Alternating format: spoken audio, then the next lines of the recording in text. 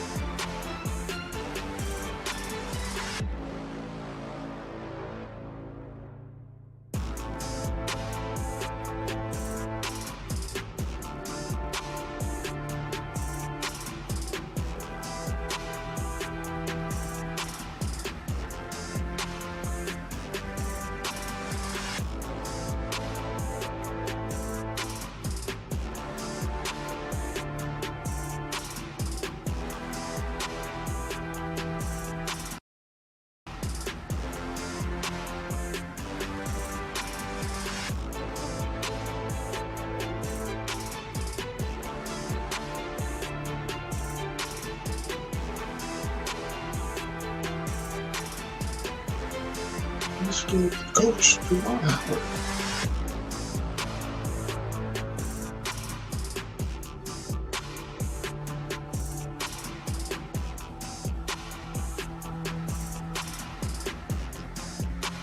Let's go. All right, bro. Peace and welcome to the show here on the Black Star Network. It is the culture. Folks, we're going to have a great conversation, a number of conversations today. We're going to kick it off talking about President Trump, former president, putting out his new social media platform, The Truth. We'll discuss the implications of this platform on the communications landscape and how it will possibly affect his run in 2024. Also, let's talk about the fact of Americans moving according to their political views. They are calling it the big sort, how Americans are moving to places that speak to who they are politically. That's interesting. And then in the second hour, we were going to be joined by Coach Butch McAdams to talk all things sports, from Brian Flores, Sha'Carri Richardson, and the slap that Michigan coach Juwan Howard gave to the assistant coach just the other night. What for? And of course, we got some other great stuff. So stay with us. That's all happening on today's show of the culture right here on the Black Star Network. Let's go.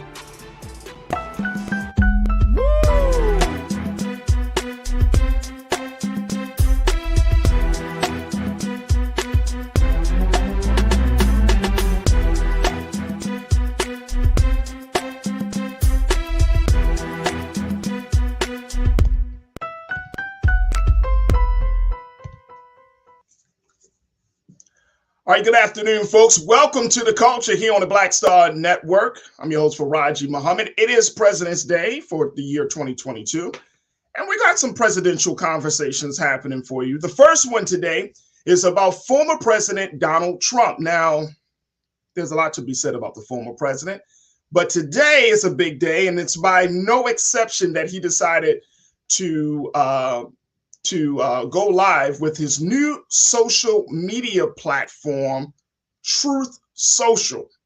Yes, folks, the president has decided that he wanted to take communications into his own hands, creating a platform that is similar to what you might see on Twitter or some of these other mainstream platforms. Now, this comes as a result of the president being banned from other platforms such as Twitter and Facebook as a result of what happened with the January 6th insurrection.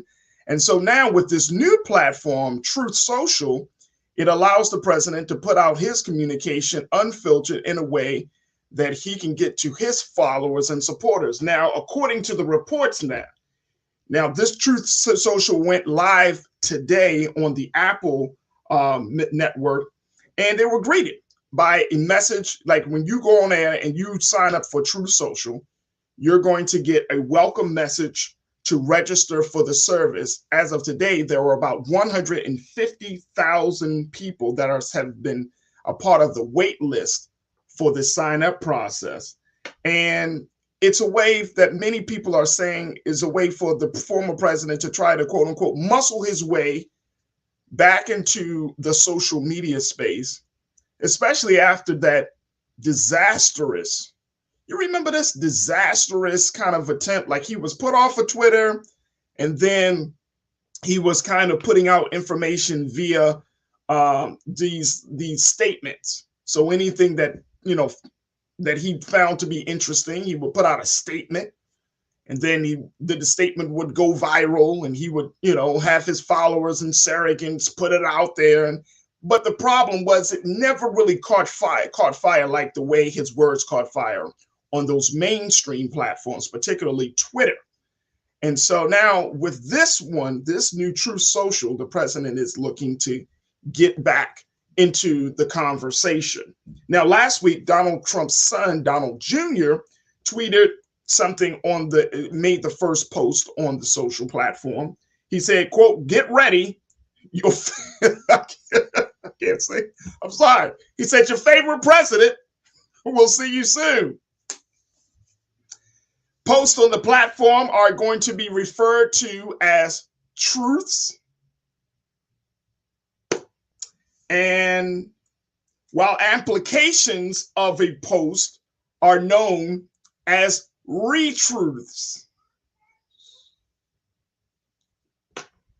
Okay. I want to bring in my culture crew member, Reverend Eric P. Lee. He is a pastor, community organizer. He's been doing this great work for years, and we're happy to have him a part of the culture crew. Brother Eric, thank you so much, sir. How are you this afternoon? Doing well, Farajii. How are you doing, brother? I'm good. I'm speaking my truth. As you know it. As you perceive it. Okay. Now, look, I'm not going to do it. Here's the thing. This is why I wanted us to have this conversation about this platform, because it is a fascinating story. Fascinating story. And when I was, one of my producers said, we were like, oh, we're going to try to get some folks to come on and talk about it. Like, people still see Donald Trump being the polarizing figure that he is, don't want to give him more legitimacy or should give him any more shine or spotlight on anything that he does. But for me, as much as I understand the sentiment, for me, it's still important that we keep our eye on this former president. What's your take of him creating this platform? Well, I mean, from reality TV star to, corporate thief to presidency, he has to remain in the limelight. And, it's all about his ego. And that comes out of his own personal insecurities about whether he's successful or not. And so, the bigger concern for me is that most of his supporters, he doesn't even represent, and he really doesn't care about. And so, we talking about the blind leading the blind. We're just in a time period where our country is grasping for, I would say, a personality that is inciting the deep emotions of privilege and racism all at one time. Yeah. And that is my that is one of my big concerns. I mean, look, I study communications. I've that was what I studied in college. That's the work that I do. And I understand the dynamics and the power of the spoken word, the typed word.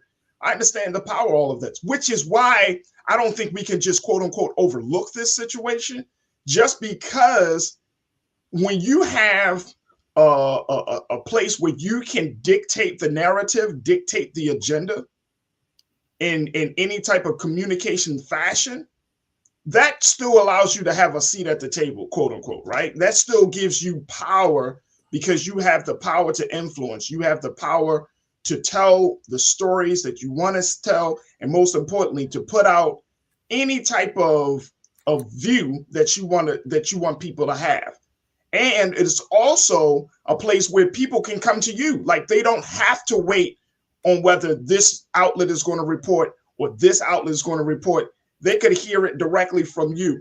So I think that's one. These are just some of the big reasons why I think that this part of the discussion needs to be had, because you're determining the power of the communication. And if 70 million people voted for you, and even though that number has dropped significantly since the election, but people are still intrigued and are interested in what you have to say. Well, yeah, I mean, here's the thing. There's an old adage that, no publicity is bad publicity. So right. He's going to get publicity one way or another. And I think by disrupting mainstream media or disrupting conventional media or ways of thinking is his tool, his opportunity to make sure that the cameras are always going to be on him and that right. His voice is always going to be heard. And the downside of that is, I think you want to ignore him and not give credit to what he's saying, because as long as we pay attention to what he's saying, then he's empowered. Right. If we pay attention to the craziness of this man, then he is empowered to continue doing what he's doing. And we are actually affirming what he's doing by paying attention to him.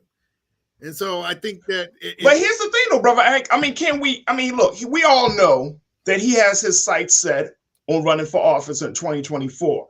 So he is already coming into the race as a former president. So he was able to galvanize his base. 2, he already has kind of muscled his way to the top of the GOP agenda in terms of dictating what the agenda will be for the GOP. 3, you coming with a communications platform that probably no other candidate will in the Republican Party will have. They will have to rely on traditional and even traditional media and social media. Right. So you're coming into the conversation with a lot more. And I'm just saying, speaking as a candidate, you're coming into the situation with a lot of pluses on your side. And you really do have the power to say yes or no. You have the power to say, look, I'm going to be the Republican nominee. Everybody else needs to sit down. You have the power to say, if somebody comes oppose me in any fashion, I'll just blast your ass. Put you on my social media. Yeah, he's shoring up his base. He's going to make sure that there are lines of communication to his base, because as social media shut him down across the board, his priority was to get back in touch with his people and shore up his base. He is coming with a significant, maybe 30 to 35% intact base for his next presidential run. Without question. So what does a candidate, what do other Republican candidates, not that I'm just wondering just now, just thinking about it outside, just saying, okay, so what does a Republican candidate that may be in agreement with Donald Trump or may not be in agreement, how do they handle that? Well, we may, in another segment of the culture, we talked about whether or not there's, a third party capability, particularly for liberal Black folks or progressive Black folks, progressive people altogether. And this may be the movement towards a third political party. I mean, you have the Green Party, you have the Independents, but in terms of the numbers of people that legitimizes the political party and its opportunity to run for president, this might be the beginning of a party if the Republican Party, the GOP, break away from Trumpism. See, Trumpism is becoming a party unto itself. Right. And what does it do? Adam Kissinger, I think he's retiring. him and Liz Cheney, those two Republicans, you know, they could actually be the spark for reviving the grand old party, which black folks used to be a part of. Right. But reviving that and having the Trumpism as a separate party unto itself. I think you might be onto something. That is something that they have been trying to avoid. They have always, and I'm saying they as the Republicans have always kind of, kept their ranks tight. Whereas for the Democrats, we know there are so many different factions, from progressives to moderate to conservatives and all of those different things. But you might be on a situation, Eric, where they might be breaking into factions or trying to break off much quicker than what we see with the Democratic Party. Absolutely. And if you are part of the Trump party versus the Republican Party, then now you got a whole new situation. I want to bring in our other culture crew member, B. Fly, Black woman film producer and co-owner and co-founder of Blackwater Production House. B. Fly, thank you so much for checking in, sis. We appreciate that. Thanks for having me, Farajii. How you feel today? We're good. We're good. B, when you think about this, you study communications. You know the power of it, right? I do. You got this man starting his own platform. Did you just take a breath, B? I did, Farajii. I did. Because shouldn't we all start our own platforms? Right. Shouldn't we all? It's possible. The technology is available to both you and I. We don't have to just be Geminis to activate the technology, you know? Yeah. So Donald Trump, he kind of plays into his privilege as a politician, his privilege as a TV personality, a privilege as a Gemini zodiac sign. Most Gemini zodiac signs we know are pushing boundaries that the average person would rather them not push. Are we talking about Trump or Kanye? I mean, you know, the line is kind of blurry. The line is blurry. And I, as the rapper, I, as the woman who's married to a Gemini and who has given birth to a Gemini. Wow. I just have to, you know, just make space for the one that seems to be garnering lots of attention, that seems to be controlling the narrative as a communication great should. All right. So we all know how love and hate operate in our society today. You can on social media say how much I love life and get 2 likes. But as soon as you say, oh my God, I want to die, then everyone is swarming. So the Donald Trump effect, it kind of shows more about us than it does him. He's just doing what he and his counterparts do. Just rev us up, throw in something in the pot that we're not comfortable with, and then we go emotional. But at the end of the day, it's politics. At the end of the day, he does represent white male racist privilege. So, well, you know what? And I think it's an interesting point that you made, B, in terms of, you know, us looking at this situation, and you kind of jokingly said, well, shouldn't we all kind of create our own platforms to communicate, and like to tell our story and to speak our narrative and our truth? And I'm wondering, Brother Eric, you know, is that one of the things that we can possibly take from this situation? And when we're looking at President Trump saying, hey, wait a minute, if he has the wherewithal, the resources, B, say, of course, the privilege, but if he's talking about creating this, and I mean, we have apps, and we're here on the Black Star Network. We're on apps like Fanbase and in other spaces. But does this affirm, or rather, does this strengthen the argument, Brother Eric, that we need to create our own platforms? I mean, we got a Black-owned media with Black Star Network, but we need to do more of that because we're not going to be heard as a result of being a part of these traditional platforms? Well, we have them, as you stated. And I think what we need to do is to support what we have. That has to be first and fundamental. And that has been one of the challenges that we as a people have faced since the time of desegregation and integration, so-called integration, where we stopped supporting Black-owned institutions because now we had the opportunity to support what we were traditionally denied, opportunity to access.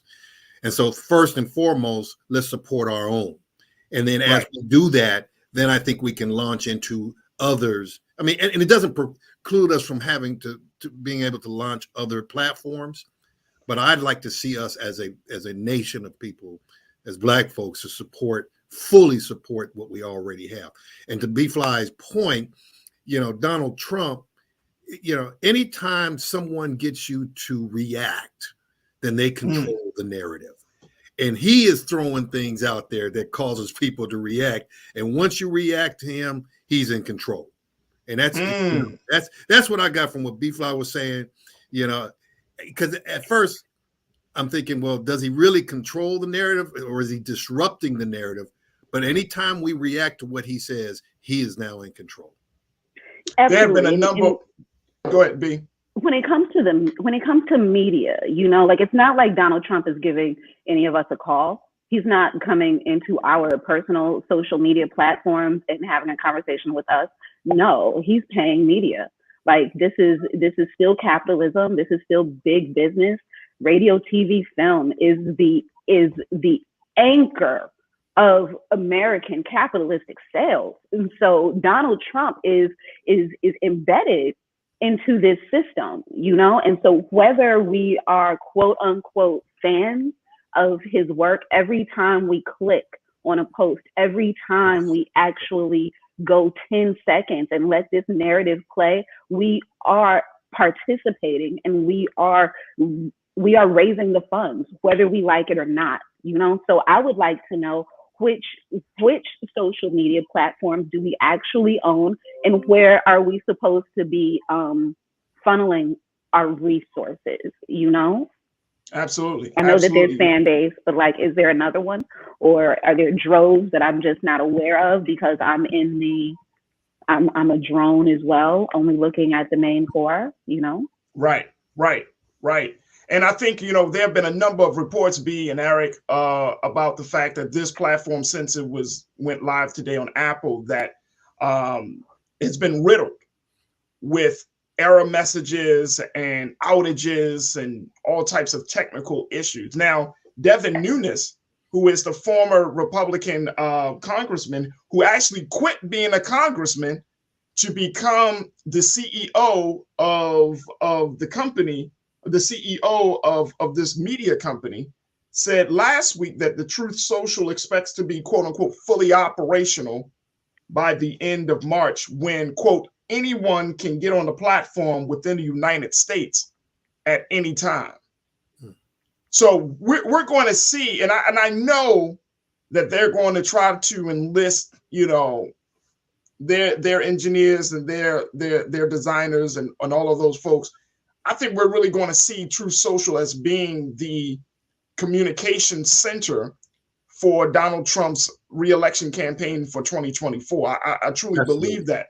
Yeah. And what I also think is going to happen as we kind of look at this situation, the same way that President Barack Obama had revolutionized how to campaign when he first ran in 2008, in terms of small contributions and donations, in terms of the door-to-door strategies and all of those things. Like, he had this national grassroots level strategy. I potentially see the same thing possibly happen, how Donald Trump is reimagining how to run in 2024 with just hosting this this platform. Again, nobody else has a platform that they can call their own to say, hey, this is my platform, this is my stuff. And so I think that's going to be the other part of this, is how the Republican Party is going to respond to this, how they're going to handle. You have this man that is such a major figure in the party. You don't want to ostracize him because you know he got the power to take you down in some way. But then at the same time, you don't want to welcome him in because he's soiling what the party is trying to do. And so it puts this party in a big conundrum, a very, very big conundrum, to the point where they're going to try to figure, I don't know what they're going to do, how they're going to respond. You know what I mean? But we've never seen a presidential candidate that has this type of, you know, I mean, like I said, Barack reimagined campaigning, but I think Trump reimagined communications for that side. I might be totally wrong, and I'm cool if I'm wrong, but this could potentially be a game changer, Eric and B. It is, and I'm looking forward to it. You know, this is. Are we not? Are we not looking forward to the political Hunger Games of our life? This is amazing. I'm upset. Like, I can't find my phone. I want to download this app. Right. I need to be a part of this movement. I can't just sit on the sideline. I need to see this. No, because understand, all right, let's table politics and let's table the Republican, Democrat, Black, white, rich, poor, ism, blah, right? We have an issue when it comes to social media and being policed. We do have an issue with this. Who are the powers that be that dictate shadow banning, that dictate the way we see and receive information? Who are these people? So something, yes, has to happen in order to counteract something that is heading down a destructive path. Okay, and so we need to be able to push on how the truth is disseminated, who dictates what that truth is, and we need to keep a watch. We need to be keeping a watch on our enemy. So if I'm hoping all three of us within the next 24 hours have accounts within this platform, so we're not just spectating while our enemies are actually like gathering. Right. I would like to know the difference between his bandwidth and mine, because any .com can become its own social media.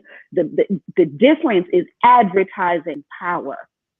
Donald Trump has the advertising power to call every media executive and to get his platform into our minds. I personally don't have that direct advertising power, but Farajii, do you? You know what I'm saying? Like we can easily create these. Boom, boom. You understand? It's called Black Star. I mean, seriously, it's called Black Star Network. It's called The Culture. It's called Black-owned media. And once you and I think you're so on point, B. Once you get that advertising power, and we're looking for advertisers and sponsors and supporters, but once you have that power, the sky's the limit. The sky is really the limit.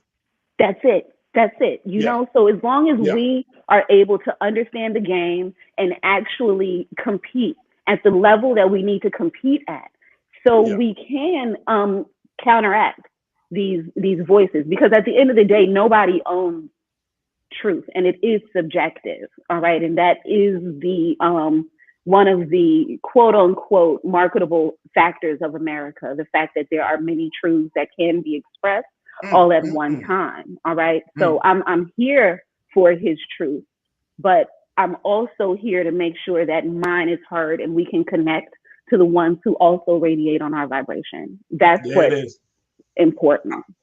There it is, folks. I love it, B. That's a great way to look at this, folks. I got to take a quick pause. When we come back, let's talk about what many have phrased it as the big sort. Why Americans are moving to places not because of jobs, not because of weather, but because they're moving to cities and counties and towns because of political views. We'll have that conversation up next. So stay with us. That is coming up here on The Culture, right here on the Black Star Network. We'll be right back.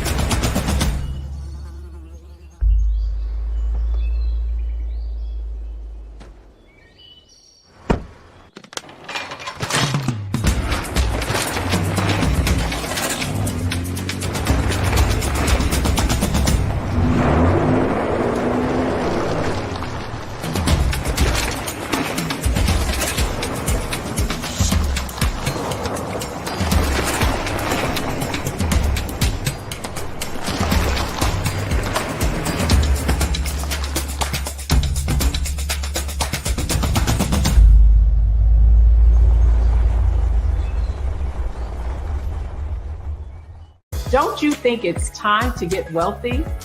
I'm Deborah Owens, America's Wealth Coach, and my new show on the Black Star Network focuses on the things your financial advisor or bank isn't telling you. So watch Get Wealthy on the Black Star Network.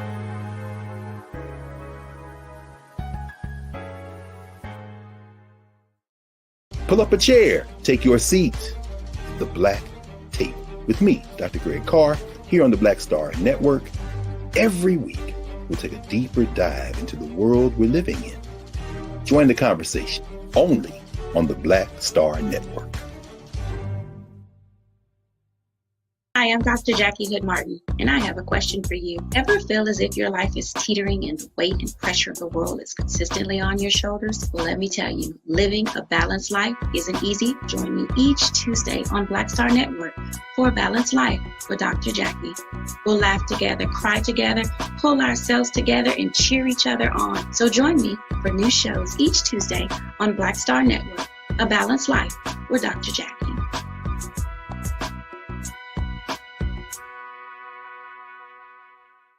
Folks, Black Star Network is here. Oh, no punches! I'm real revolutionary right now. Support this man, Black Media. He makes sure that our stories are told. Thank you for being the voice of Black America, Roland. Stay black. I love y'all. All momentum we have now, we have to keep this going. The video looks phenomenal. See, there's a difference between Black Star Network and Black-owned media and something like CNN. You can't be Black-owned media and be scared. It's time to be smart. Bring your eyeballs home. You dig?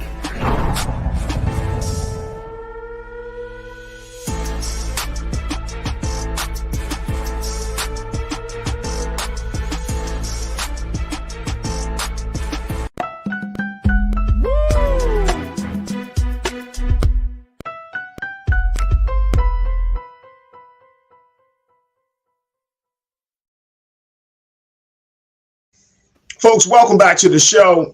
I want to talk about a new phenomenon that many people may not have noticed, but has become very prevalent in our culture. There have been a number of people, Americans, who have decided to move out of the big cities, the urban centers, to places that to places not just for jobs or just for weather or just for the economy or schools, but now one of the big deciding factors for people to move is because of political beliefs.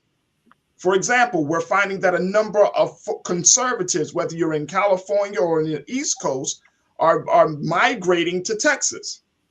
You're finding that liberals are migrating to other parts of the southern portion of the United States. And this phenomenon continues to grow. They are calling this the big sort. Now, this idea of the big sort is based on a book that was written by Mr. Bill Bishop. And it was also written by a statistician and sociologist, William Cushing. And this book came out back in 2008. And in this book, it just makes the point that America is becoming more and more divisive and more like-minded, because we are starting to move into communities and places where we all are start thinking the same. Now, on the outset, I'm going to share this little part with you folks, and then we're going to go back to our culture crew. But on the outset, that might sound good, right? That might sound, okay, great. I'm able to move into this place with people of like-mindedness, who understand my views, who get me. But Bill Bishop put in his book, he said, living in politically like-minded groups has had its consequences. People living in homogeneous communities grow both more extreme and more certain in their beliefs. Locally, therefore, governments backed by large majorities are tackling every conceivable issue. Nationally, however, Congress has lost most of its moderate members and is mired in conflict. Now, he wrote this back in 2008, folks, and listen to the language. Is that not describing what we're seeing in 2022, 14 years later, and we're still seeing this phenomenon happen? I want to bring back my culture crew. We're joined by Eric Lee, who is a community organizer and advocate, and we're also joined by B. Fly, who is the co-owner of Blackwater Production House. Eric and B, let's talk a little bit about how this whole situation is playing out, because we're finding, and I mentioned it, that if you are of a certain political philosophy, that you're moving out of those big cities, you're moving out of those urban centers. You would rather choose a small city or small town where they agree with you, Brother Eric, versus a big city where you are exposed to all these diverse views. You're not going to stay there. I mean, you work in housing. You've been doing studies around, community development and just in general how communities are coming together. Well, what do you make of this phenomenon? Is this something that you're seeing as well on your radar, Brother Eric? Well, yeah, I think that a couple of things. We have a tendency to live in segregated communities, racially segregated communities, economically segregated communities, and now the move is towards a politically segregated community. And what is happening is people are resigning themselves not to grow in their understanding of diversity, not to grow in their understanding of how other people think and potentially other viewpoints and perspectives.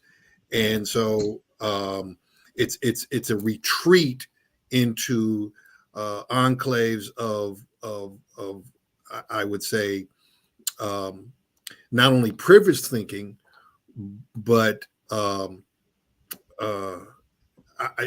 insecurities that causes people to not want to be challenged on their perspectives and their viewpoints in life. Yeah. Let me just share this with you. According to the Texas Real Estate Research Center at Texas A&M University, they found that residents, for example, your hometown, your home state, California, residents have been fleeing states like California with high taxes, expensive real estate, and school mask mandates, and heading to conservative strongholds like Idaho, Tennessee, and Texas. And according to this research center, they're saying more than 1 of every 10 people moving to Texas during the pandemic was from California. Most came from Southern California. And then Florida was the second biggest contributor of new Texans. Yeah. So you got Florida and you got California as being like the center of these conservative thinking and movements. Now, that's one dynamic. I want to share with you also with one of our watchers, my man Epic Change. He always checks in with us, but he said something I think that needs to be highlighted. He said people are wanting to be with like-minded people, which means that people are not talking with each other. The silence is deafening. This has the potential of quelling human expression, silencing public discourse, and diminishing public thought. Epic, thank you so much, brother, for posting that. I think that is the slippery slope of this phenomenon that you're talking about, quelling human expression, silencing public discourse, and diminishing public thought.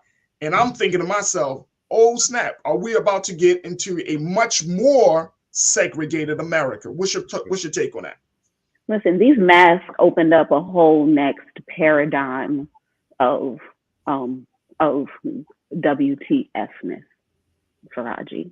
Okay, so the pandemic ushered in a period of time when we could not talk to our neighbor, we could not go into the grocery store.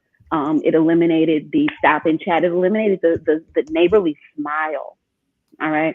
So once that's gone, then no, you don't have permission to express your thought outside in the world. How? Because your mouth is covered, and now it's harder for someone to even listen to you. All right. That is real. So yes, it's important to be able to live next door physically to your like-minded person. Once upon a time, we were able to commute and live wherever in our commune and still connect with people in social media. All right. Yeah. We definitely got the way we related as humans totally became lazy, because of social media. And so now once our physical world shifted and left us isolated, then it literally gave birth to a next way to fix that problem of human isolation. And the only way to fix that problem is to squad up with your village. Squad up with your village. Now so that's the human. But the challenge, and I guess to where my ego, where my blackness, where my body is being stolen property in this land and have been crying for my freedom. So now so before I get my freedom, we have every other group in America who's able to fight and rally and commune around theirs. And so it brings me back to this, why me, Lord? Like when are we going to be able within our Black power, to really do what we need to do for our community, regardless of what the world may say? Our community has been split between, do we integrate or do we segregate? We are still in that debate while our enemy is segregating behind red line fences that we can't even get into. So I can understand why the village would want to link up with itself today. I can. It still makes me crave my village. It still makes me wonder, where do I go? Because at the end of the day, there ain't no Africa for me. There ain't no Kansas for me. There's no Texas for me. That's not heaven. And you know what, B, and you know what? And I think, I got to take another quick pause, but when we come back, let's talk about that, because we don't have the same liberty. We don't have the same wherewithal to say, oh, I'm a move. Like we're going to be victimized and terrorized regardless, right? As Black people. And that's unfortunately, that's been our history in this country. So we do have to figure out, okay, everybody else can move around, but where do Black people go? Where do Black people go? Our cities are being gentrified left and right, So it's like, so. And not just our cities being gentrified, our history is under attack, and our culture is being diluted, where we can't even express our Blackness. Look, folks, we got to continue this conversation. We're going to take a quick pause. When we come back, more discussion around the big sword, how Americans are moving according to their political views. Stay with us. It's The Culture here on the Black Star Network.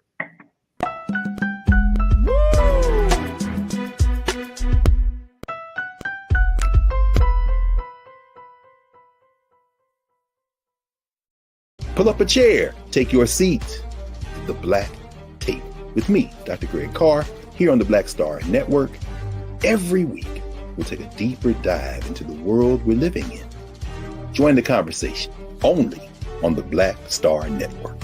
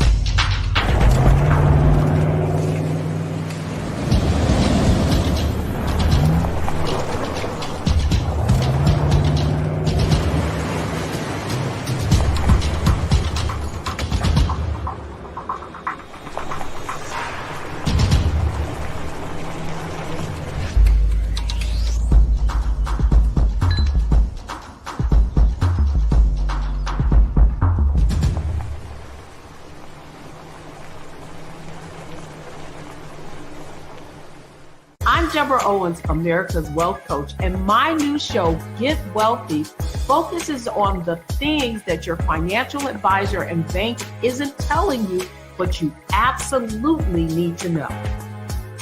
So watch Get Wealthy on the Black Star Network.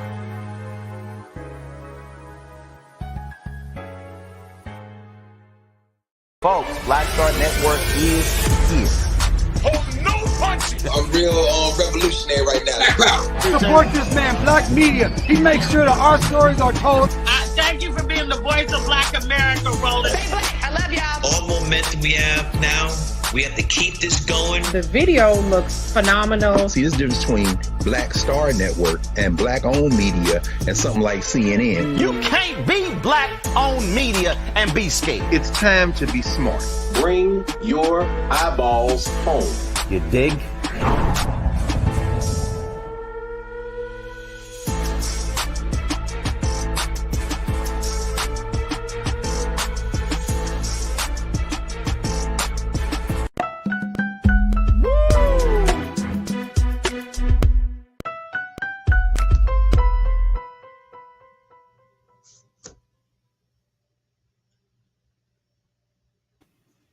Folks, welcome back. We've been having a conversation about the big sword, how Americans are moving according to their political views. Been talking to Culture Crew member Eric Lee and B Fly, having this conversation, and we invite you to join as well, posting your comments, your thoughts in our chats on whether it's YouTube or Facebook. We'll try to get to your comments as well to include in this discussion. So B, to the point that you made, and I think it is an interesting and a very, very, very valid point, that, you know, as a Black woman, and you are part of a Black family, part of the Black community, we are a community that's part of a group or a nation of people. We don't have that liberty. We don't have that wherewithal to quote unquote to say, okay, I'm gonna just get up and move with some other Black people who think like me, right? We're still so ingrained into the mix and into the culture of things, even though we're, you know, we are a third minority in this country. I mean, when we look at the Hispanic and Latino brothers and sisters, but we don't have a place. And that, I think that's the part about this phenomenon, Brother Eric, that is concerning, that we are still kind of left in the lurch. We're still left.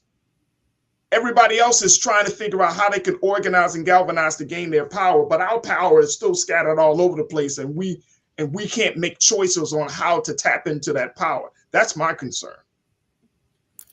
Yeah, you know, what we've seen over the last 2 decades, almost 2 decades now, is a migration of Black folks back to the South, particularly from California and Western states, and going back to the land.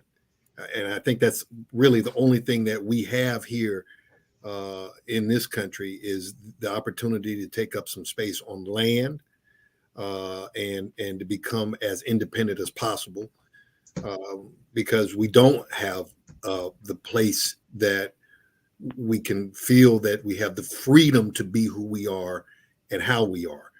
And, you know, the neighborhoods that we live in now, I think are just temporary holding places for us until we get back to a point where we get in touch with the land, we can cultivate our own food, we can and live with the type of freedoms to be able to express ourselves for who we truly are. And I think that's where the movement has to take place. And you've seen over the last 5 years where families are coming together, and not only families, but groups of people, Black folks are coming together, buying acres of property to be able to have that type of freedom to build and live with the type of dignity that we know we operate in, but that the rest of the country doesn't treat us in. And so that's where I think we need to head. And I think that is a huge consideration. Another one of our watchers, Janelle, checked in and said, look, Charles Blow, who is the journalist and op-ed columnist, she said, Charles proposed that to increase our power dynamics by moving back to the states that were historically dense with Black folks. When you're talking about Virginia, South Carolina, North Carolina, Mississippi, Louisiana, Maryland, Georgia, Delaware, Alabama are all 20% plus with Black folks. Is that the strategy that we should think about doing, for one? And then two, who's willing to do that? Who's willing to do that? Because the reason I'm asking is that if you're thinking about uprooting your family and say, I'm going to make a move to a different state, you have to have a mindset of collectiveness to be able to say, okay, I'm doing this for the people, for the culture. I'm trying to do this versus having a mindset like, no, I'm gonna stay in this place because I'm getting money for me and my family, and that's it.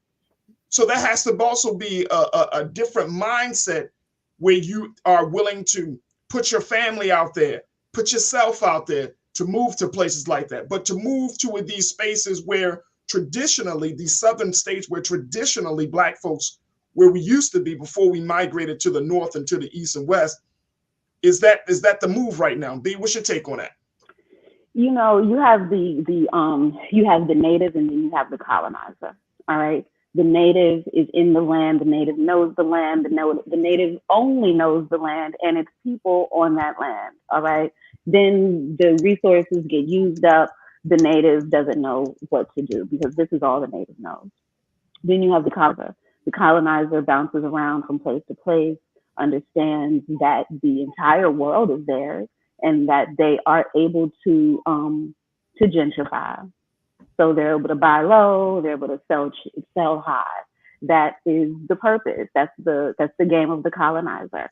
So once we as Black people understand how to colonize, and once we understand where our colonies are, then I think the ones who are super revolutionary, all right, the ones who don't try and play life safe, who understand that in order to change the powers that be, we have to roll a dangerous line, all right? And that's not always comfortable.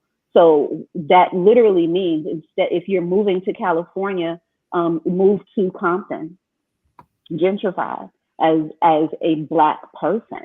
You understand? Like keep your places Black and look for other Black places. There's a huge gentrification that's happening in Baltimore, the city.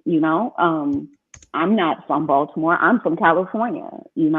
But I travel Black cities. I love colonizing Black cities. All right. And so I have a slew of Brooklyn colleagues who recognize what's happening in Brooklyn and who have intentionally started to move and purchase property in Baltimore because Baltimore is one of the last densely Black cities in this country. And so we have to be able to understand the problem, understand why they're here, and figure out ways to literally fix these problems for us, by us, and not from our white nonprofits that literally only want to prolong the problem in order to prolong their paycheck. You understand? So there's a difference with the way we feed our family, the way we heal our family, and the way our oppressors pretend to feed and heal us. They'll feed us plastic. Yeah. And then send us to the doctor. You know what I'm saying? Like, this is I got you. This is what happens in America. This is also the American way. So we cannot look to them for true leadership. We have to be able to understand the game that's being played, the system that they run, and really how to upset it for our benefit. You know, so when it comes to I'm sorry, I was just going to add to that because I think the pieces that the point that you're making is super important, and the fact is that we have to see that our families, and this is like on a fundamental level, Brother Akinbi, that our families are a part of a larger link in a chain, right? Like we are.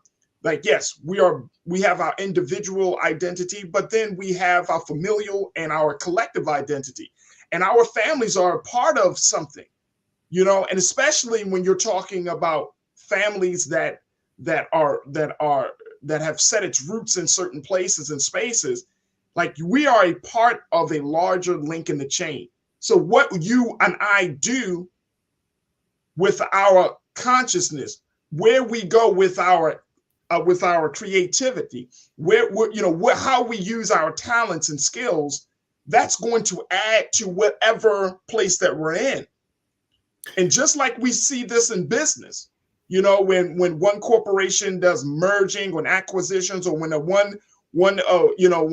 company said we're going to move our headquarters to a different place, like you're bringing all that you bring to that city, to that, whether it's culture, knowledge, skills and talent, you're bringing that to the next place, and that will take the next place up to the next level. And if we don't start seeing the value of ourselves and our families in light of the collective progress of us as a people, then we're going to always think individual, and then not see the connectedness. Like Dr. King always talking about the connectedness, and like we have to get back to the place of being connected, Brother Eric, because what happens in California should affect your brother in Baltimore. What happens in Florida should affect your sister in Texas. Like that connectedness has to be restored. Brother Eric, you got 30 seconds on that. What's your take? Yeah, so one thing I do believe that we need to have, and when we talk about a collectiveness, is a shared value system, which is why one of my mentors, Dr. Maulana Karenga, and the development of Kwanzaa and the Nguzo Saba, that shared value system will allow us to come together and operate with the skills that you were talking about. The shared value system of creativity, of collective work and responsibility. And so the Nguzo Saba, I think, could be a framework, whether you practice it in its all its tenets exactly as it was designed, or at least have it as a framework for how we operate. I think that's important for us to have that shared value system. Absolutely. Folks, we got to take another break. When we come back, we're going to switch gears, check in with Coach Butch McAdams. A lot of big sports news that have happened over the weekend. We want to share it with you. We want to discuss it and certainly get our culture crew's insight on it. And of course, I got some other stuff to share with you as we are continuing to talk about what's happening with us and our culture, a little something for President's Day and a little celebration. So stay with us. We got a great show lined up for you for the next hour of the culture right here on the Black Star Network. We'll be right back.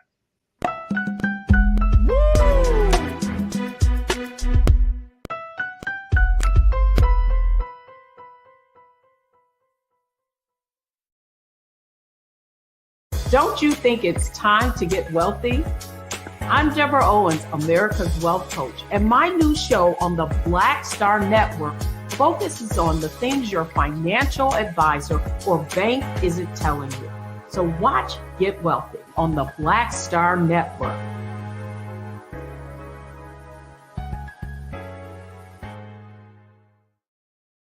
Hi, I'm Dr. Jackie Hood Martin, and I have a question for you. Ever feel as if your life is teetering and the weight and pressure of the world is consistently on your shoulders? Well, let me tell you, living a balanced life isn't easy. Join me each Tuesday on Black Star Network for a Balanced Life with Dr. Jackie.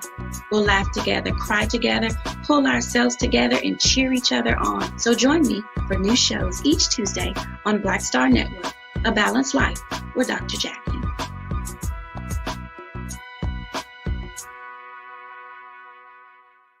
Pull up a chair, take your seat. The Black Tape with me, Dr. Greg Carr, here on the Black Star Network. Every week, we'll take a deeper dive into the world we're living in. Join the conversation only on the Black Star Network.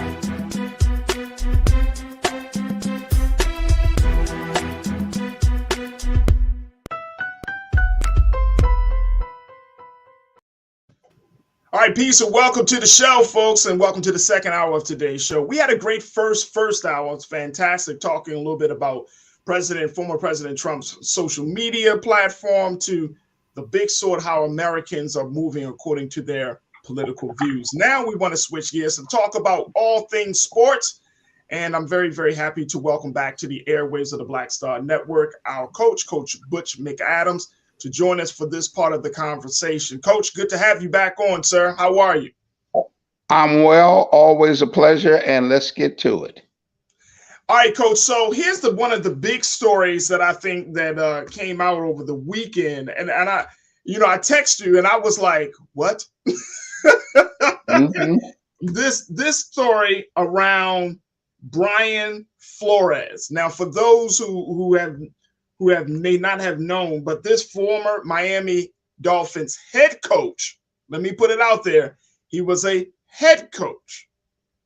He filed a lawsuit, talked about racial discrimination, alleging racial discrimination, as he he was fired from Miami. He went to pursue other coaching opportunities with other teams, the Broncos, the Giants, and then one other team. He alleged that because of the behind the scenes politics and of institutional racism, that even though he was given interviews, he was not seriously considered. And as a result of that, he did not get the head coaching jobs for any of those teams. Now, that lawsuit, of course, erupted, just completely took the NFL and the sports world by storm. But it was announced this past weekend, that this head coach, I can't emphasize this enough, head coach was given the opportunity to work for the Pittsburgh Steelers, and he took the opportunity as a defensive assistant and linebackers coach. So a head coach decides to take a job as a defensive assistant and linebackers coach. Now, of course, the Steelers are going to put out a statement saying, quote, I am excited about Brian joining our coaching staff. And this is from Mike Tomlin. It was only 2 black head coaches in the NFL at this point. Mike Tomlin being one of them, but he put it out saying that he's excited about Brian joining the coaching staff, given his history of developing and teaching defensive players. His resume speaks for itself, so he can attest to what Brian is bringing to the table.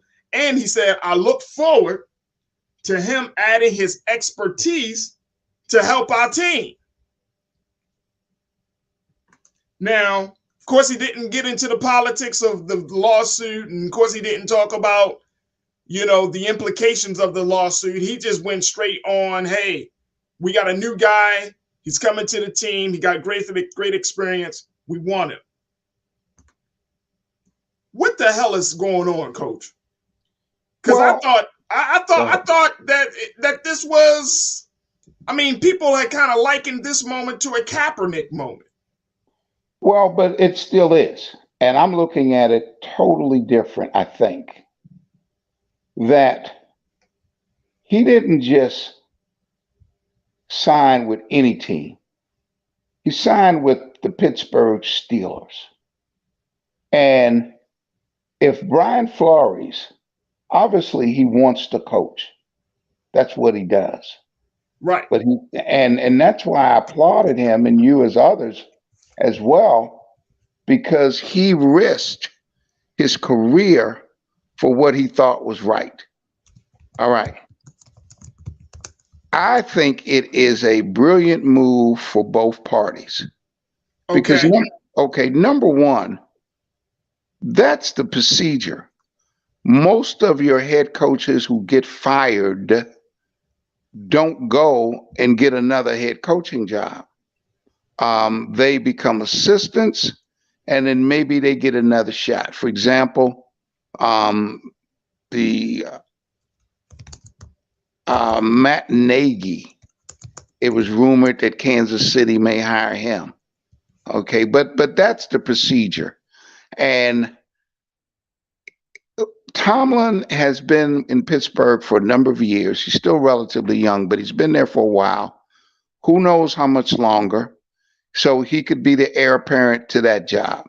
Also, Pittsburgh, they don't have losing seasons.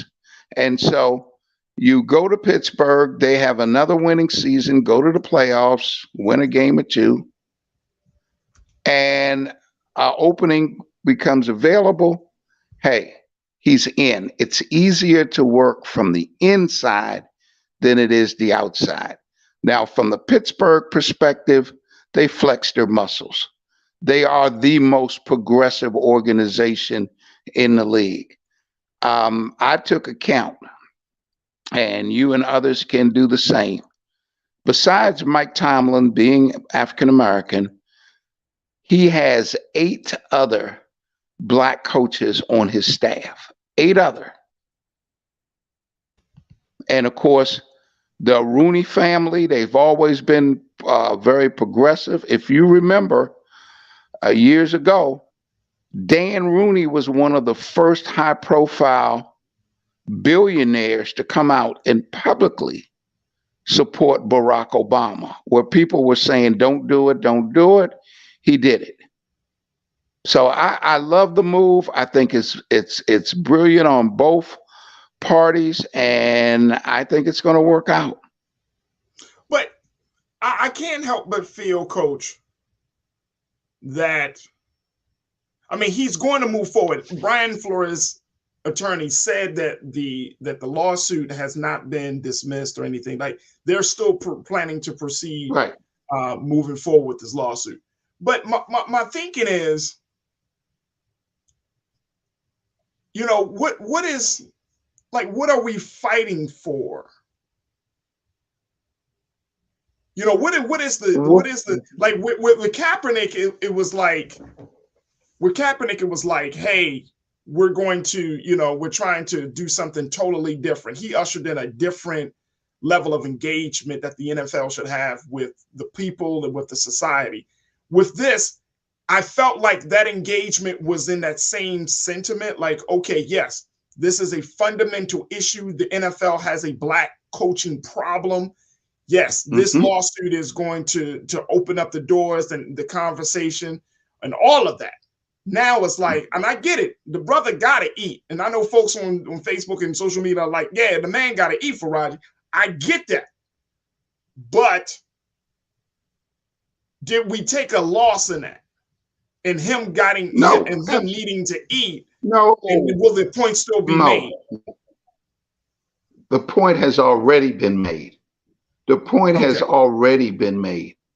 Okay, no way there's a loss to this thing because the lawsuit is still standing.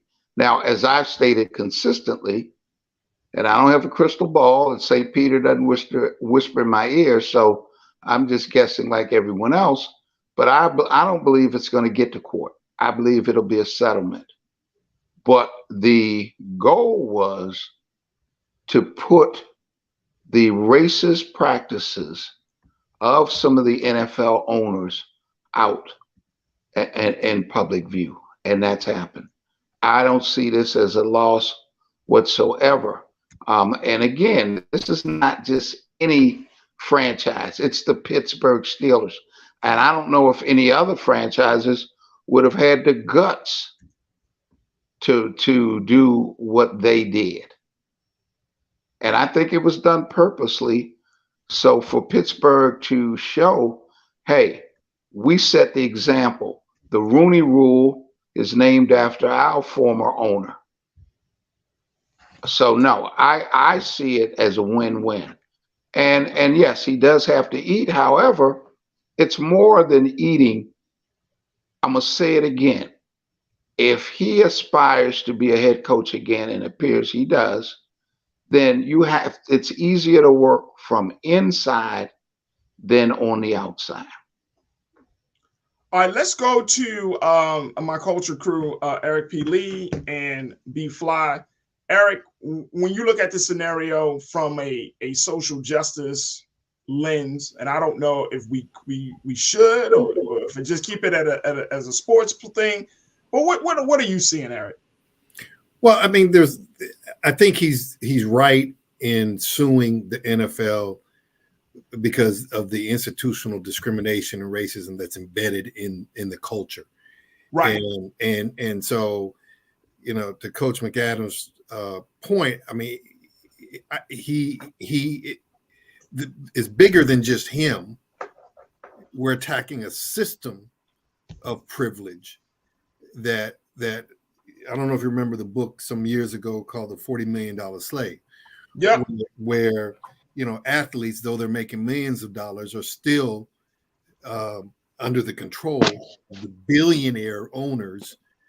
And so what Coach Flores is doing, I think, is good for the entire league. And whether it's settled prior to going to court, I think part of that settlement would be major changes to how they engage Black coaches and how they engage the NFL Players Union, as well as, you know, the majority of players, which I think is probably around 80%, Coach McAdams, 80% Black players in the league.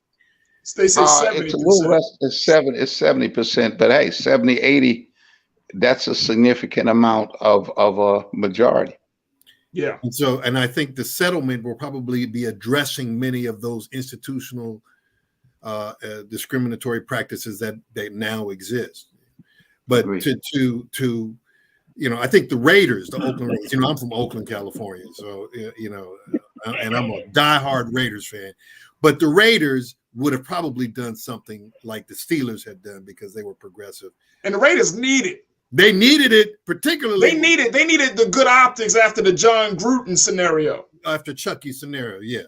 Right. After Chucky couldn't play no more, like they needed that.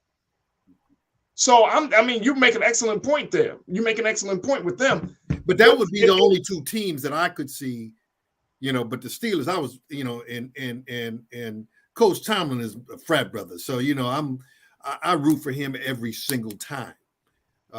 And as Coach McAdams said, he's probably been there 12 to 14 years. Almost. I think he's a little bit closer to 20, right? I think it's about 15 years. Yeah, 15 years, okay. and has never. I don't think he's ever had a losing season. But Right. No, he's not. He's made a statement. You know, he has made a strong statement, and the owner of the team, Rooney, has made a strong statement about being progressive, about being fair, about being equal, and about equity. And so I do hope some changes come out of this. One of our watchers, Tynese, asked the question: what will the settlement be for? Money? Is money enough if the practices do not change? And I want to get to B Fly B. What's your take on that? What would you think the settlement would be for at this point? The settlement will be about money and damages monetarily. All right. Now, is there ever a dollar amount that can actually wash away Black pain? No. But I think what the purpose is for some sort of legal precedent to be set. So it'll be illegal for there to be such zero ownership from Black people. You know what I'm saying? I think that's where the legality comes into play. That's literally the only thing I can think of. But I'm not invested in the sport, so I would have to default to the. No, I hear you. I'm just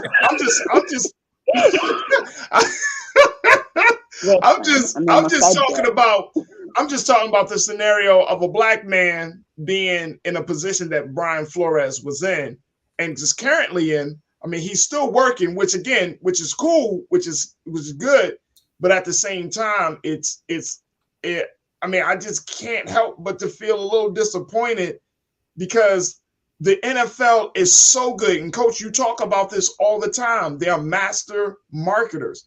And the NFL has, there was a Washington Post piece that had came out and where the writer talks about the seductiveness of the NFL, from everything from hiring Loretta Lynch to dealing with, this level of dealing with Brian Flores and say, all right, let's make sure he gets a job. There's still a seductiveness. It feels like you're being wooed by somebody, like by your abuser in some cases. You know what I mean? It's like, what is going on? And by the NFL being able to maneuver and manipulate the conversation, and I think they learned that from the Kaepernick situation, that they kind of jumped in front of this and were able to create and dictate another narrative. Well, but again, the settlement is the settlement. But in terms of changing the narrative and the environment, that's already in play. And what I mean by that is they've had several meetings, virtual, with Black leadership. Okay, Mark Morial, Al Sharpton, et cetera, et cetera.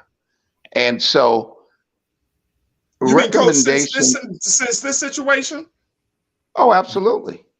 Okay. Absolutely. Right. Absolutely. So the narrative will change. Okay. The narrative will change. Tony Dungy, for example, gave two really good recommendations. One recommendation was that, like other jobs, the teams, when they're looking to hire a head coach, should write up what they're looking for in the head coach. For example, are they looking for someone with experience on the offensive side of the ball or the defensive side of the ball? Or are they looking for someone with prior head coaching experience? Once they do that, then the person that they hire should match what they were looking for. That's a great recommendation. I think we're going to see some major changes. Now, will it ever be what it should be? I doubt it.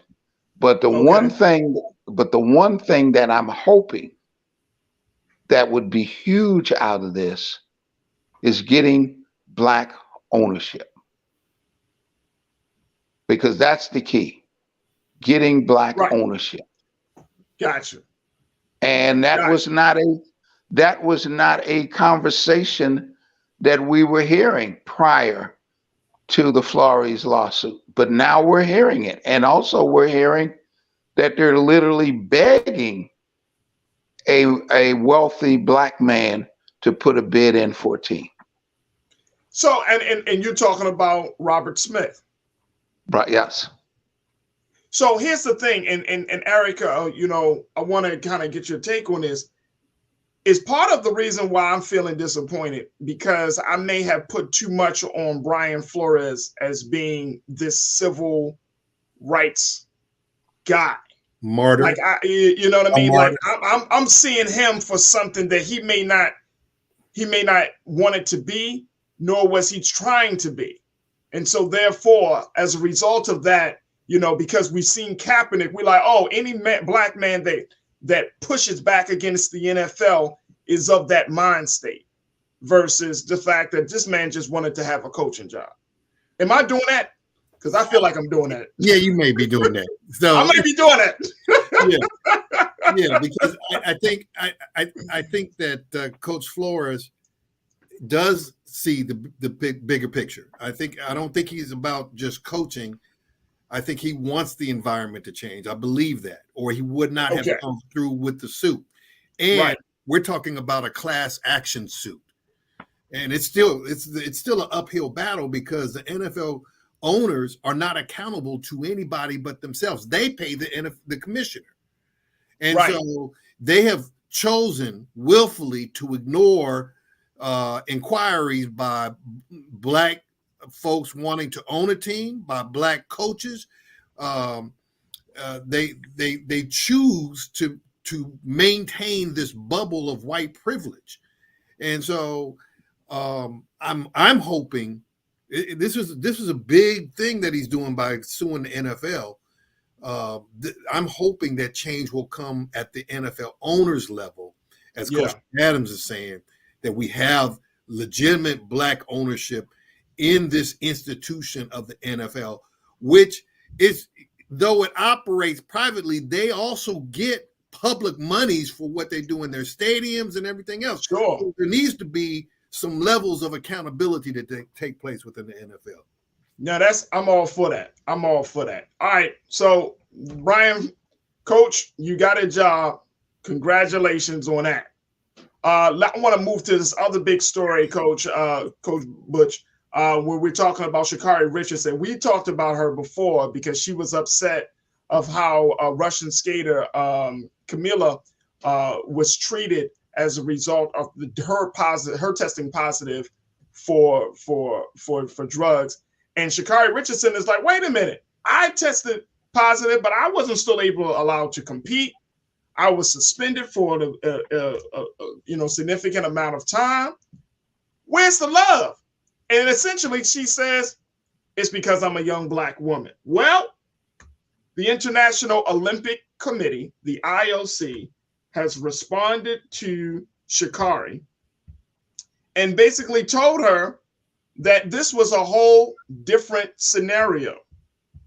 Now, according to Mark Adams, who is, let me make sure I'm getting this right, the spokesperson for the IOC, he argued that each case is considered on an individual basis. He said, quote, you can't talk about double standards in relation to Russian and American athletes. Each case is individual. He said that unlike the Sha'Carri Richardson situation, the differences between the two cases was a matter of timing. Kamila Valieva's failed drug test happened during the Russian national competition on December 25th, but the results weren't made public until last week. He said Richardson's positive doping test was discovered on June 19th, and the result was received before the start of the Olympics. She was suspended for a month. There is nothing in common between these two cases. This games, which has not concluded, concerns an issue in December. Coach Butch McGarrett, does that explain the difference? Is Mark Adams, is the IOC making sense? Does this make sense to you? Well, once they found out, because to be honest, I've not followed it that closely. But once they found out, then the athlete was barred from participating. Yeah. Okay. Well, Camila wasn't barred. She could still compete, and she did compete. She landed fourth. She stumbled, and she could still compete, but she wasn't eligible to receive any type of medals if she had landed, if she had first, second, or third place. Look, I don't know whether that's valid or not, but this is what I do know. There's an old saying that a coach used to use, and I've adopted it.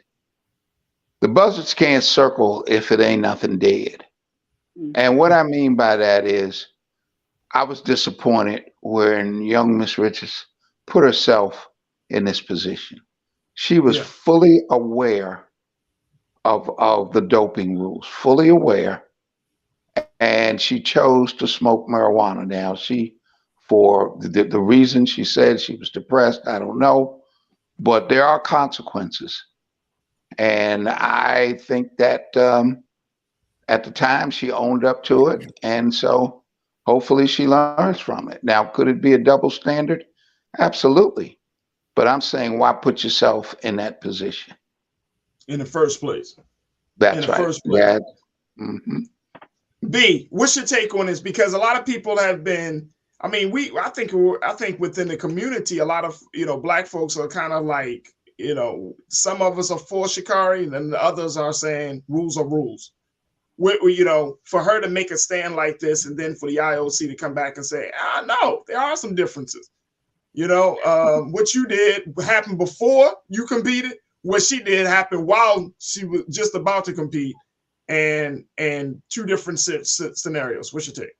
You see, I guess my level of common sense says that because Sha'Carri tested positive a month before, and she tested positive for a de-enhancing drug, all right, a de-enhancer, all right, and she still won.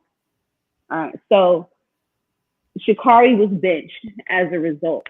She had enough time to clean her system. She had enough time to jump through any hoops. She had enough time. All right.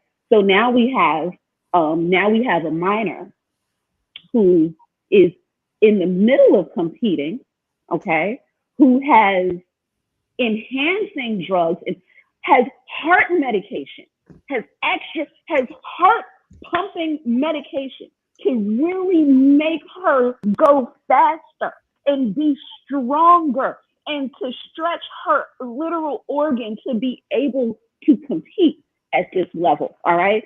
So we have this child who is still able to participate because she is a minor. Now, have her parents, guardians, been pulled up on any sort of illegal drug charges? Not to my knowledge. All right. So there are not only double standards here, but once again, we have another rogue nonprofit who is making up their own charter as they go. There's no difference between the NFL and the IOC. We're dealing with major nonprofits. We're dealing with major tax shelters for the rich. Let's just keep it clear. All right. These are not businesses. These are not for-profit entities that can actually go down because I, as a consumer, am patronizing. I'm purchasing, and I can at that point boycott, and I can at that point pull my dollar out. Nope. That is not what's happening here. All right. So so we're dealing with a type of business practice that is able to play hopscotch with us at the end of the day. The board on these nonprofits, totally allows this hopscotch to be played whenever it is conducive to them, whenever it highlights them and the narrative, of the Greek god. Yeah. Is that's really where this all comes from, you know? So it's like, so in order for that idea to still champion, in order for the idea of the Olympian great, the Greek great, you know, to dominate, then these nonprofits have to breathe life into all of the people, you know? And so we have to cape for them. So I don't cape for the NFL. I don't cape for the Olympics, you know? At the end of the day, I do follow Sha'Carri, but we have a connection deeper than athletics. You know, we have a connection based on the criminalization of cannabis, you know? So that's like, so as a Black woman, we share the same struggle, the same cross, the same fight, you know? And so it's, I don't, and so that's all I'll say on the. I like it. I like it. I like it. You know, it's a nonprofit at the end of the day. We're not on the board. Who's on the board? Hey, Can you fill up the board? Well, look, let me just tell you. Let me just say, IOC, NFL, they all have their politics of power. And when it comes to these Black athletes, when it comes to the rules and policies, they're going to operate from a space of what's going to allow them to save face and keep the public power that they wield, so that way folks can still stay invested in these institutions, right? And the Olympics and the NFL and all of these things. So that's the other part. But I'm a huge advocate of what Coach just said. Don't put yourself in a situation that you know might come back to bite you in the ass. But she owned up. I gotta go ahead. All right, can we take a pause? She owned up to her mistake. Sha'Carri, yes, she did. She owned up to it, and the only reason that she's talking now is because of the double standard. Because this European child had been tested with a banned substance and was still allowed to compete, and that's the only reason she's speaking out. So yes, double standard. And let us not forget the international politics with China and Russia becoming buddy in their fight against the United States. Oh, no doubt. No doubt. And see, that is, I see you, B. I see you, B. I see you. I'm just saying we can't remove personal responsibility from this conversation as well. And even with the Russian, what is the responsibility? Like, no, we in 5 years this conversation will be different. In 5 years this conversation will be different once cannabis is decriminalized throughout the world. But understand the double standard, like the double standard of cannabis within this system is crazy. Look, cannabis is supposed to slow you down, not speed you up. I mean, come on. Okay, but a runner taking cannabis? You do that to the Black woman? Come on. Wait a minute, but a runner taking cannabis? Look, don't do this, B. She's still outran Usain? No, she didn't. She admitted her mistake and she accepted the consequences of it. I'm not. Look, this is not about throwing shade on her, but the last couple of major events, she didn't score well. She's stressed. Come through. The level of stress on Sha'Carri at this point is insane. It's insane. I'm sure her edges are struggling. She lost her mother. Like, her whole life is being policed. All of the people who held her up are now literally criminalizing the fact that this girl smokes a joint. Girls, like, come through. Like, but no. But here's the thing. Here's the thing. I feel like, and I got to take a quick pause, but I feel like we're having two different conversations, because it's not just about a girl smoking a joint. It's about that joint being a banned substance. Now, I get the politics and the bullshit of the IOC. I get that part. But you do know, and I'm saying that as an athlete, in the Olympics, that's a banned substance. But that's a banned substance. Like, that's what it is. Responsibility for it. She accepted. She did. She took responsibility. She accepted responsibility. Here's what I think she should do. Focus on getting her game back. You know how you sit down all of the haters and all the naysayers? You excel. Focus on getting your game back, sis. That's it. I'm calling. I get what you're saying. Is that her gotta game though, for real? Is that going to be her game moving forward? I don't know, but I know that I'm looking forward to understanding and to seeing what this moment has birthed within her as a woman. You know, like, and there is going to be more from Sha'Carri. I mean, let's look at what's his name, Michael Phelps. All right, Michael Phelps, same situation. All righty. So he got punished too. He did. He got punished too. But look, let me tell you though. He's doing calm ads right now. That's what I'm saying. He's focused. He was like, man, I'm down. I took responsibility. Man, the next time I'm gonna get back on that track, I'm gonna blaze them. I'm gonna blaze them. You know what I'm saying? I'm gonna focus. And if she needs the time off, she just say, hey, look, I need some time. I need to get myself together. I need to, you know, I'm still in grief.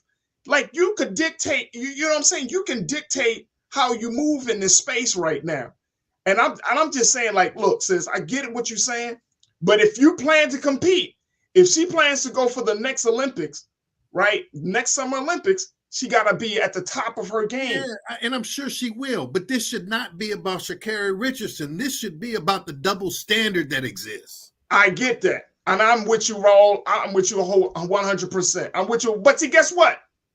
We can't act as if the race, not her race, race doesn't play a factor, and we can't act as if Sha'Carri's story doesn't play a factor. We can't just eliminate that. We cannot victimize the victim either. Like, we can't continue to hold her to this cross when she's human and she admitted her humanity. This other no. Here's where I think she went wrong. I think she went wrong because she inserted, and she had every right to talk about the double standard. But I said this before: if you throw yourself into the mix of that situation, be ready for the blowback, because people are going to revisit your scenario, why you were put in that situation, and it's going to reignite a whole lot of things. So she just got to be ready for that. And I hope she was ready for that. I hope she understood the consequences of that. I hope she's ready. Go ahead, Coach. Sorry. I'm not certain that she's ready. Okay. I'm not certain that she's ready because, as Farajii stated, her last couple of competitions, she's not competed well. And I've got to question how dedicated she is to her craft. I'm sorry, I've got to question that. And I concur that the number one issue is double standard. I agree with that. But as a coach or a former coach, we always teach responsibility. And she should not have been in the position that she's in. And you talk about Michael Phelps. Yes, Michael Phelps had his issues. Michael Phelps was punished. But here's the difference. When Michael Phelps was allowed to compete, he won. Mm-hmm. And if you recall, you know, what did she come in, 4th or 5th place once? She came in last on one of her competitions. But Coach, you know, when athletes are operating at that level, if you are out for a week, that it almost takes you out in terms of going back to square one in your training regimen. And it takes time to get back to that peak level of performance. And so, I'm not going to look at her performance in a snapshot of just two races after that event. We're going to give her time because they compete all year round to get to a peak performance where they can win at the level of the Olympics or some other national championship or international championship. I'm not going to look at just two races. Yeah, and I concur with that. But on the other side, I think that we sometimes in the media will declare someone a potential champ and a GOAT, greatest of all time, with basically 1 or 2 performances. I think that's the case with her, where her body of work has not spoke to her greatness. Well, I disagree. I disagree because I think it's cool. Look, I gotta take a break, y'all. I gotta take. You did this, Farajii. You did this. You damn going right. I did this. I gotta take a break. When we come back, we can discuss a little bit more. Stay with us, folks. Stay with us. It's the culture on the Black Star Network. Come on, man.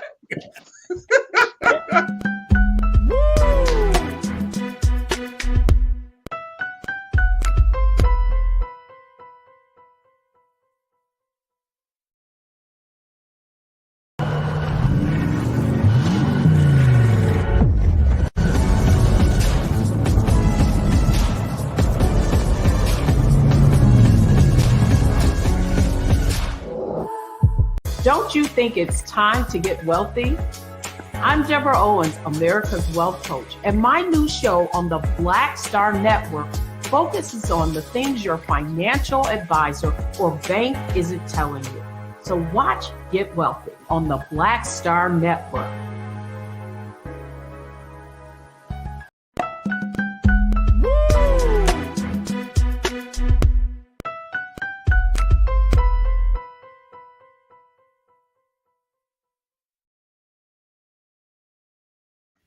All right, folks, welcome back to the culture here on the Black Star Network. We've been talking about sports, some of the big stories that have happened in the sports world. We've been chatting it up and really getting heated about this whole Sha'Carri Richardson situation. We got my culture crew, Eric P. Lee, B. Fly, and we're joined by Coach Butch McAdams, host of In and Out of Sports. And I know we got one more story that I want to get to, Coach, before we wrap this part of the conversation up. But, I mean, to the point of this Sha'Carri situation, and I'd hear you, Brother Eric, like you posted, like the reason Sha'Carri was at the Olympic trials was because of her body of work. Right. I get that part.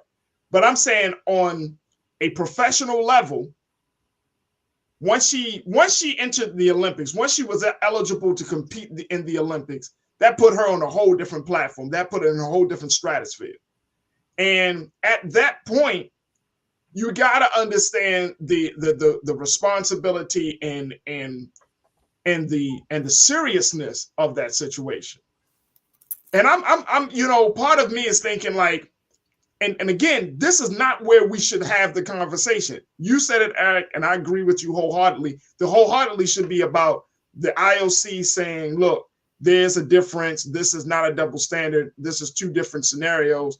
The conversation really should be on the differences, the relationship that the IOC has with Russia and China, the differences of how they penalize Kamila Valieva versus Sha'Carri Richardson. But this was bound to happen. I said it was going to happen. The moment the pot calls the kettle black, people will start looking back at your situation and to start reanalyzing that situation. I knew this was going to happen. And B, to your point, it's not even about cannabis, but cannabis is on the list of prohibited substances that athletes can take. Cannabis, and depending on the quality of the cannabis, some of it can give you life, and some of them can slow your ass down too. Listen, you know it, I know it would be. Listen, we're gonna move forward. Yeah. we were already policing Sha'Carri, okay? We were already policing her before this drug test, okay? We had more articles about her weed. No, yes, check your blog history. There were more conversations about her hair and literally, about her lashes, you know what I'm saying, than about her speed, you know what I'm saying? So this is the black conversation. This was. And so then once the cannabis came into play, then it was like this, see, I told you so narrative that came from internally, from our community. You know what I'm saying? And so the way our community, the way our elders, you know what I'm saying, will get on us. You know what I'm saying? Like we should know better than them. You know what I'm saying? We have to hold ourselves to a higher standard. Well, what's wrong with that?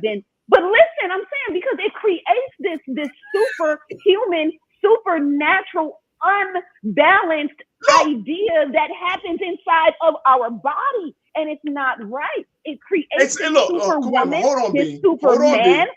Hold on, B. This is a black woman on the international sporting stage, right? Yes.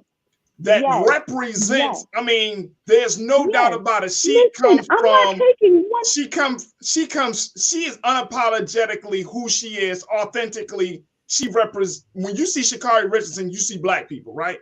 So, but my thing is, we should have a certain standard.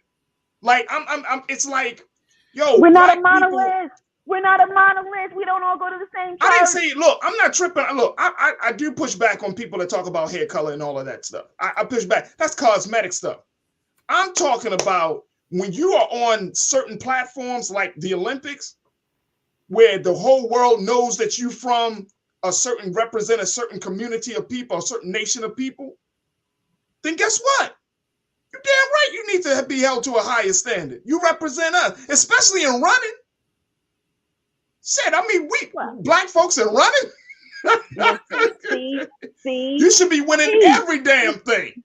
All I'm saying is that once the metaverse takes over your sports, this won't be an issue anymore. You know what I'm saying? Like in this element, I can't wait for the metaverse to just take over the entire sport network. Because what's happening here, we're like, the issues that we're discussing in sports, it's ridiculous. You know what I'm saying? Like, we don't have any black owners. We got 80% black people in the game. Because at the end of the day, let's keep it real. Like, our world has depended on our strength, depended on our resiliency, depended on our speed, depended on our regenerative properties. And so whatever happens to us, whenever we fall, okay, we're always going to have droves of elders holding us like to this standard that is superhuman.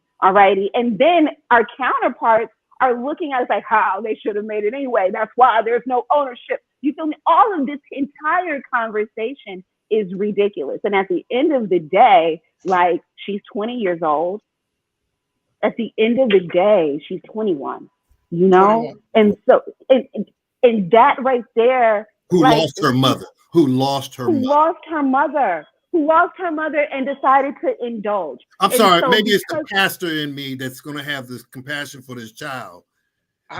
But it's the passion and being a black man watching this young sister be, I think, now being unjustly re-crucified because she admitted her wrong. She accepted the penalty and simply brought up the fact that they're going to let this white 15-year-old child compete when she had a banned performance enhancing substance in her body. And why are we attacking Sha'Carri about that? Why are we not putting this other little girl's parents in jail? All right, go ahead, Coach. What's your take? Very quickly, Coach. Thank you. Well, I would respectfully disagree. No one on this show has attacked her. Okay. And I think while you are showing compassion, we are, and when I say we, I'm speaking of the perspective that I'm taking as well as Farajii, that we're showing compassion, that all we're saying is whether you're 20 years old or you're 15, there are rules and standards that we all have to adhere to. And if we don't, then there are consequences. Okay. And then hopefully you learn from those consequences. That's all I'm saying. And that's exactly what it is. And that's it. And I'm coming. I accept that. And I'm coming from the consequences. Right. Yeah, I'm coming from a perspective of close to 40 years in coaching and in education. And, again, we talk about personal responsibility. And no, we're not robots and we all make mistakes, but we also have to be aware there are consequences to our mistakes. But when we make a mistake, hopefully it is a learning process, And that's all I'm saying. To add to, Coach, and I appreciate that, and I think that we need to add to that to understand the optics. Sha'Carri should understand the optics, the quote unquote court of public opinion, but the optics of how her story is being presented, how she's presenting herself. I'm not talking about physical presentation. I'm just saying the optics of, you know, and I talked about this last week, the optics of you are an older black woman, young black woman, and you kind of, you know, you going in on this younger white girl, and it's like the optics. The optics aren't good. I mean, the optics is not good. You know what I'm saying? The optics in this country ain't ever good. Oh no, that's what I'm saying. But here's what I'm saying, B. We can't look, as a community organizer, I learned one thing, that you can't operate from a place of what it should be. You got to operate from a place of what it is. So if she were white and went in on the Russian skater, do you think the optics would have been still bad? No, it wouldn't have been as same. And that's the point. That's the point, brother. All right? That's the point. Like black people, we got to act like we keep acting like we say that we want to be seen in a certain way or we want to be treated in a certain way, but then in reality, we're in a state of denial that guess what? Every time we say something, our color is going to be the first thing that is heard. So then we're still shackled. Of course. And we're still shackled by our own people. Like that is what is painfully clear. Regardless on how I jump out of my shackles, as soon as my humanity comes into play, as soon as I do something that is illegal, then not only am I going to be held to the law, but now I'm going to be held to the hopscotch black law. Okay, that is even more schizophrenic than me dealing with the actual law, because the black law says that I'm supposed to embrace and own my superhumanness. So that so I can't even. I'm not gonna pee.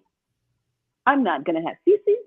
Like there's so many levels to our black mask that we expect each other to keep on, and then when it falls off, we're like, oh, your black mask fell off. They're going to see you. They're going to judge you. They're going to judge you and all of your people as a result of it. Nope. Put your mask back on, girl. Put your mask back on and don't let them see you sweat ever. Like, come on. This is fibroids. This is stroke. This is stress. Like, this is too much. How long? And so it's like we have to divest. Like, divest from the IOC, divest from the NFL, divest from all of these systems that are clearly only pimping us. Clearly. All right. So, I don't agree with that.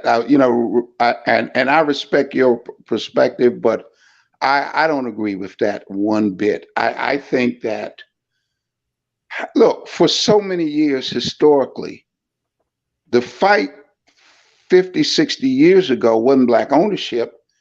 It was about being allowed to have a black man play in Major League Baseball or the NFL. Okay.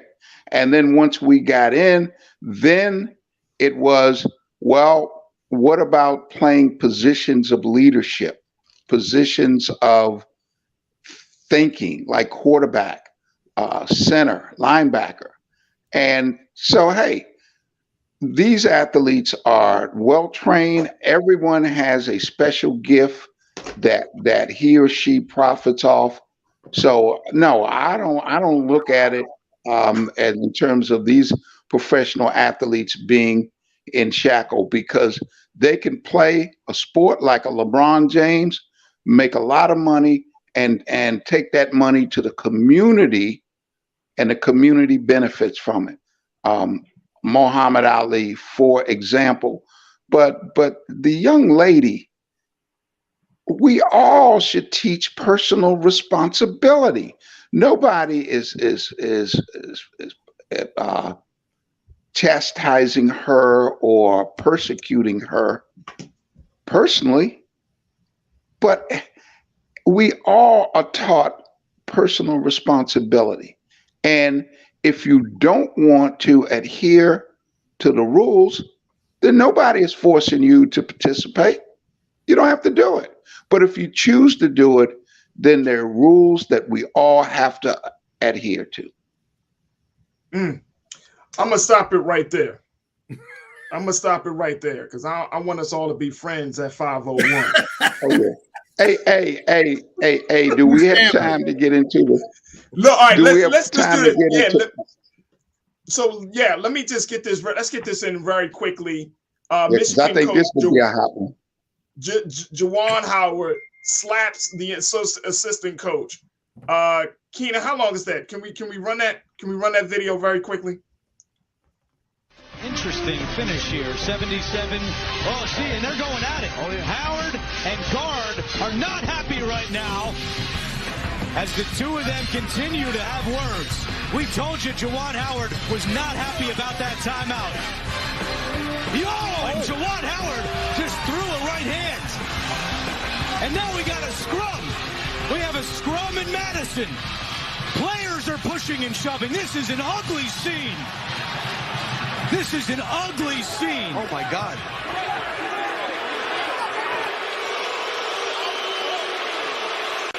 Trying to get separated, and there's no doubt it all stems from the timeout by Greg Gard. Now, that's not an excuse for this, but that is what angered Juwan Howard, and it spilled over into this.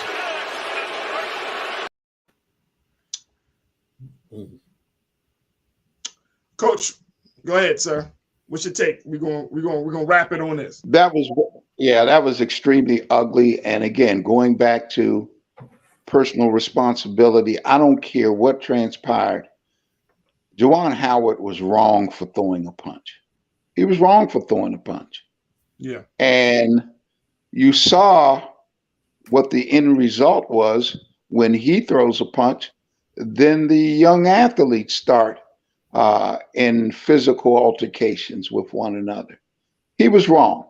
Now, the opposing coach, what he did was so unsportsmanlike in terms of calling that timeout with 15 seconds to go. There's an unwritten rule that you don't do that.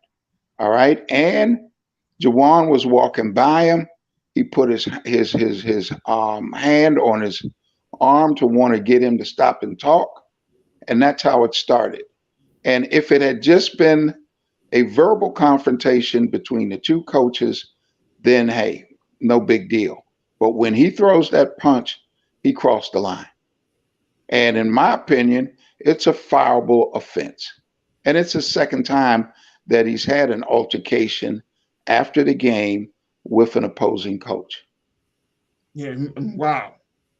And I think that speaks to, Coach, just exactly what we're talking about in terms, and Brother Eric, in terms of just, again, the optics, the personal responsibility. What's your take on it, brother? Yeah, it's unfortunate.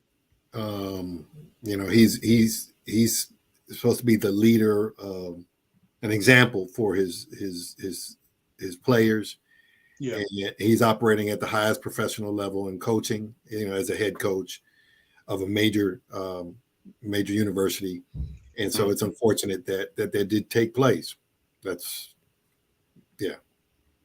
I mean, it looks like unsportsmanlike conduct taken to a whole nother level. Yeah, we'll have to see how it plays out, but it was unfortunate. Yeah. It's really unfortunate. Juwan Howard, a legend in the game, and to see him smacking another coach, you don't see that often. You see that among players, but you don't really see coaches going at it like that. And it was an assistant coach too. I mean, he didn't even. I'm about to go petty. Like, he didn't even smack the head coach. It was an assistant coach. So yeah, I think Coach Howard claimed that someone grabbed his arm, in an aggressive manner, but it still doesn't. You are still responsible for your own actions, and reactions. No. They had prior beef. Yeah, I mean, what I saw there was that happened. Whatever, that was beef from before. Yeah, that wasn't just on the court. Yeah, I could tell that was over a woman. We're gonna end it like that. Hey, Coach Butch McAdams, thank you, sir. My pleasure. Hey, everybody. Thank you. Be blessed. Appreciate you, man. Thank you, Coach. Thank you, Coach. Appreciate it, Coach. Man, oh man. Why you? Of course, B would say something like that. It's the woman that gave me. It's the woman that gave me. Something that wasn't about no sport. It wasn't about no sport, Farajii. I can tell you that. Rewind that footage. I can show you the moment. He could see him mouthing off the name of the woman. All right. Let me see. I'll give me 10 minutes on social media and I'll let you know what happened. Oh my God. All right. So look, real quickly, I wanted to end the show starting with the president and ending with the president very quickly. President Obama, you know, they broke ground on building the Obama Center. And he has said through his people that the Obama Center will not be named in the name of donors, but will be named in the name of social justice advocates. Mm-hmm. He wanted to put something different there. Eric, very quickly, how big is that? Is that something that we, as culturally, we need to emphasize? Well, I think he's breaking tradition from all previous presidential libraries, which is I think par for the course, since he broke the tradition of white presidents being the head of this nation.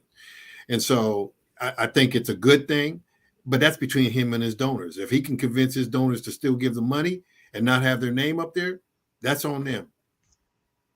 B, what's your take? You know, I'm ready to go to Chicago to see it. You know, will there be live performances? Will there be live performances? I want to know. I want to rent some books. You know, I'm sure the Obama Library is going to be the best library in the world, and will probably shut down the Smithsonian. So, hey, look, I would be interested. I'm with you, B. I would be interested to see what type of books are actually in the library, like books that you probably wouldn't expect to be in his library. Like, you know, I hope he gives us, like, you know how he put out his playlist a few months ago or some time ago. He was talking about people he was listening to, and people were like, oh, he listens to hip hop. Oh, well, here's what B is saying though, is because they're not going to. The nonprofit, the Obama Nonprofit Foundation is going to be running it rather than the archives, the National Archives. That's a breaking tradition. And they're not going to have a research library. They're going to digitize it so that everybody who wants to get access to the presidential documents can do so. And so, you know, she's right. She's right on all fronts. Hey, look, I'm all here for it. I'm glad that the president recognized that and I always thought this was one of the big qualities that set him apart from a lot of leaders. He recognized that he's not in the position on his own, that he's standing on the shoulders of other people that came before him, right? So I love the idea that he put some advocates and I hope that the quote unquote, not name brand, you know, like not like the mainstream ones, but the ones that really, you know, took us a further along in this fight for freedom, justice, and equality in this country. So I love it. I would be highly interested to see what kind of books would be in the library, because I know that he is a man that is well read. And I know that he brings a lot of his political and personal philosophy from a lot of different people. So don't be surprised when you start to hear about what books might be in that library. Don't be shocked, folks. But the library is going to be located in Jackson Park, right there along Lake Michigan. I used to live in Chicago. Beautiful, beautiful. You know, when you go up that drive, South Shore, is it not South Shore Drive, is it? I think it might be. But right there along the lake, it's just a beautiful view of the city, and it's set to open in 2025. So, you know, we'll see how the Obamas continue to do it for the culture. Eric, B, always a pleasure. Thank you so much for joining me today. Truly appreciate and all that you bring to the table. B, thank you. Thank you, Farajii. Absolutely.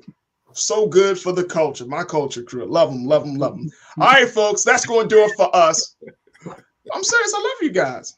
All right. Anyway, I appreciate all of you for being a part of the conversation. Man, get off screen. I appreciate all of you for being a part of the conversation, joining us on our various platforms. Make sure you continue to show your support for Black Star Network. You can go to blackstarnetwork.com. Make sure you download Black Star Network on all of your devices, whether it's TV or your phone or your tablet. And we need your support. Cash App, PayPal, Venmo, Zelle. We need your support. So we want you to know that Black-owned media is owned by you, and that we're making sure we're holding ourselves accountable to the culture that you are a part of and creating. And so Black Star Network is your network for Black-owned media. All right, that's going to do it for me. Stay tuned at the 6 o'clock hour. My big brother Roland Martin, with Roland Martin Unfiltered. As always, never be afraid to challenge what's wrong. Stand for what's right while being yourself in the process. I look forward to talking to you tomorrow, God willing, for another exciting edition of The Culture right here on the Black Star Network. Peace.